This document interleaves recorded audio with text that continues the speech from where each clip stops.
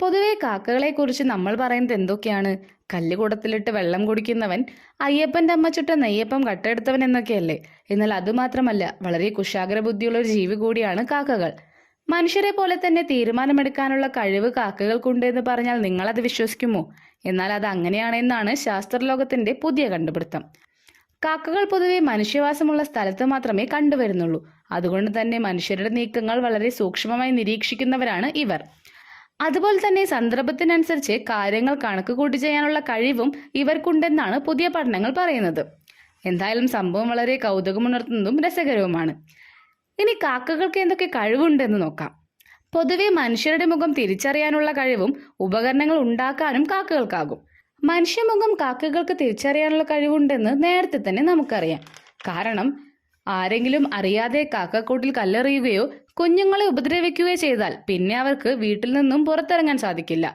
കാക്കകൾക്ക് പ്രതികാര മനോഭാവം കുറച്ച് കൂടുതലാണ്. ഇനി കാക്കകൾ എങ്ങനെയാണ് മനുഷ്യരെ പോലെ ചിന്തിക്കുന്നതെന്ന് വിശദമായി തന്നെ നോക്കാം. ഉദാഹരണത്തിനായി മനുഷ്യർ ഇപ്പോൾ ഏതെങ്കിലും സാഹചര്യത്തിൽ പെട്ടുപോയാൽ ആ സാഹചര്യത്തിൽ നിന്നും രക്ഷപ്പെടുന്നതിനായി വേറെ വഴികൾ ആലോചിക്കാറുണ്ട്. അത്തരത്തിലുള്ള ചിന്തകൾ വരുന്നത് അവരുടെ മുൻകാല അനുഭവത്തിൽ നിന്നാകാം. അത്തരം ചിന്തകളെ മനുഷ്യന്റെ സ്റ്റാറ്റിസ്റ്റിക്കൽ അനുമാനത്തെയും ഡാറ്റ വിശകലനം ചെയ്തെടുക്കാനുള്ള കഴിവുമാണ് ചൂണ്ടിക്കാണിക്കുന്നത്. ഇതുപോലെയുള്ള കഴിവ് കാക്കകൾക്കുമുണ്ടെന്നാണ് ജർമ്മനിയിലെ ഗവേഷകർ കണ്ടെത്തിയിരിക്കുന്നത്. ഇത് അടിസ്ഥാനമാക്കിയുള്ള പഠനമാണ് കാക്കകളിലും നടത്തിയതും. കാക്കകൾക്ക് ഭക്ഷണം കണ്ടെത്തുന്നതുമായി ബന്ധപ്പെട്ട് നടത്തിയ പരീക്ഷണമാണ് ഇനി പറയുന്നത്. 9 തരത്തിലുള്ള വസ്തുക്കൾ സ്ക്രീനിൽ പ്രദർശിപ്പിക്കുകയും അവയോടുള്ള കാക്കയുടെ പ്രതികരണത്തിനനുസരിച്ച് ഭക്ഷണം നൽകുകയും ചെയ്തു.